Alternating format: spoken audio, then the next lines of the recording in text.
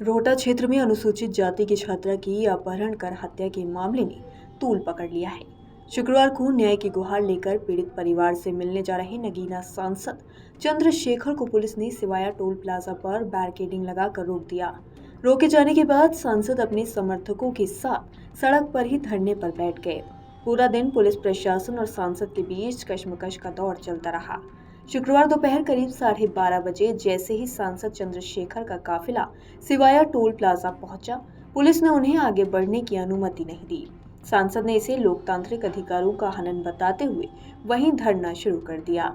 उन्होंने आरोप लगाया कि प्रदेश में कानून व्यवस्था पूरी तरह विफल है और अनुसूचित जाति के लोगों पर अत्याचार बढ़ रहे हैं। चंद्रशेखर ने कहा कि न्याय की मांग को लेकर शांतिपूर्ण धरना दे रहे लोगों पर लाठीचार्ज किया गया। जिले के वरिष्ठ पुलिस अधिकारी शांतिपूर्ण प्रदर्शनकारियों के साथ अभद्र व्यवहार कर रहे हैं। हिरासत में लिए गए एक व्यक्ति के साथ भी मारपीट की। यदि इस प्रकार की घटनाओं पर रोक नहीं लगी तो जनता का पुलिस व्यवस्था से विश्वास उठ जाएगा। हालत की गंभीरता को देखते हुए एसपी देहात अभिजीत मौके पर पहुंचे और सांसद से लंबी बातचीत की। प्रशासनिक पहल के बाद दोपहर करीब 3 बजे टोल प्लाजा के कंट्रोल रूम में सांसद चंद्रशेखर और पीड़ित परिवार की मुलाकात कराई गई। लगभग 2 घंटे चली इस वार्ता में परिवार ने घटनाक्रम और अपनी पीड़ा विस्तार से रखी। इसके कुछ समय बाद तक सांसद धरने पर बैठे रहे।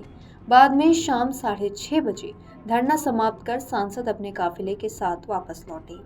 सांसद चंद्रशेखर ने बताया कि मुलाकात के दौरान पीड़ित परिवार ने उन्हें बताया कि मृतका की मां और बहन पर भी पुलिस ने उस समय लाठी बरसाई थी जब वे न्याय की गुहार लगा रही थी।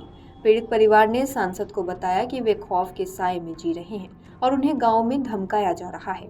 सांसद ने प्रशासन के समक्ष मांग रखी कि परिवार को शहर में सुरक्षित आवास उपलब्ध कराया जाए, पीड़ित परिवार को उचित मुआवजा दिया जाए। सांसद ने कहा कि छात्रा ने पहले ही जान का खतरा जताया था, लेकिन पुलिस ने कोई एक्शन नहीं लिया।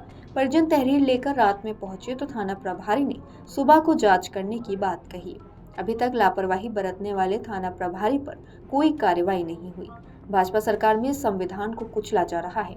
उन्होंने सवाल उठाया कि न्याय के लिए आवाज उठाने के लिए क्या धरना भी नहीं दिया जा सकता। चंद्रशेखर ने कहा कि उन पर पहले भी गोलियां चल चुकी हैं और वर्तमान में अनुसूचित जाति के लोगों के साथ क्या हो रहा है यह सब जानते हैं। मेरठ के एसएसपी जिस तरह से आए और अभद्र भाषा का प्रयोग करते हुए थप्पड़ बरसाए और लाठीचार्ज कराया, इससे लगता है कि वह किसी के दबाव में पहुंचे हैं। सभी जानते हैं यहाँ किसका दबाव चल रहा है। धरने के दौरान चंद्रशेखर ने कहा कि मेरठ में जानबूझकर जातीय संघर्ष का माहौल बनाया जा रहा है। उन्होंने कहा कि पिछले कुछ समय में हुई कई घटनाओं से समाज में वैमनस्य फैलने का प्रयास किया जा रहा है, लेकिन मेरठ की जनता को ऐसे प्रयासों को सफल नहीं होना देना चाहिए। लोगों से शांति, भाईचारा और सामाजिक सौहार्द बनाए रखने की अपील करते हुए उन्होंने कहा कि किसी भी अफवाह या उकसावे में न आए। उन्होंने प्रशासन को 7 दिन का समय दिया है। उन्होंने स्पष्ट चेतावनी दी कि यदि इस अवधि में दोषियों के खिलाफ प्रभावी कार्रवाई नहीं हुई और लापरवाही बरतने वाले थाना प्रभारी को निलंबित नहीं किया गया तो आंदोलन केवल मेरठ तक सीमित नहीं रहेगा, बल्कि प्रदेश की राजधानी लखनऊ में बड़ा प्रदर्शन किया जाएगा। उन्होंने यह भी कहा कि यदि वह जिंदा रहे तो आगामी मानसून सत्र में इस मामले को प्रमुखता से उठाएंगे। छात्रा के गांव और आसपास के क्षेत्रों को पुलिस छावनी में तब्दील कर दिया गया है। रोहटा की ओर जाने वाली सभी मुख्य मार्गें जैसे थिरौट मार्ग, रासना चौराहा, कैथवड़ी तिराहा और बागपत की ओर जाने वाले रास्तों पर बैरिकेडिंग कर दी गई है। वाहनों की सघन जांच की जा रही है।